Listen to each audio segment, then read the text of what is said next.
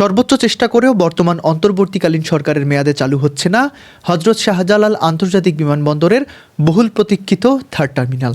বেসামরিক বিমান উপদেষ্টা শেখ বশির উদ্দিন বিষয়টি নিশ্চিত করেছেন, অর্থাৎ উদ্বোধনের দায়িত্ব এখন পরবর্তী সরকারের কাঁধেই।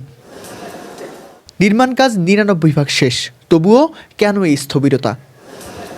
জাপানি কনসোর্টিয়ামের সাথে ১৫ বছরের পিপিপি চুক্তি, ল্যান্ডিং চার্জ ও আয়ের বড় অংশের দাবিসহ কিছু অবাস্তব শর্ত নিয়ে বেশ কদিন থেকেই চলছিল আলোচনা সমালোচনা। চুক্তিগত বিভিন্ন জটের কারণে আটকে ছিল বিদেশি অপারেটর নিয়োগ প্রক্রিয়া, পাশাপাশি স্যামসাংয়ের ১,০০০ কোটি টাকার বাড়তি দাবির ঝামেলা। দেরির মাশুলও গুনতে হচ্ছে চড়া দামে। দ্রুত চালু না হওয়ায় উচ্চ প্রযুক্তির অনেক যন্ত্রপাতি অব্যবহৃত অবস্থায় পড়ে থেকে মেয়াদ হারাচ্ছে, যা বড় আর্থিক ক্ষতির কারণ।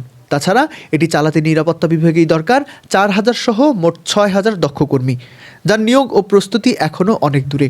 ১২টি নতুন এয়ারলাইন্স লাইন ধরে থাকলেও সক্ষমতা এখন শুধুই কাগজে কলমে।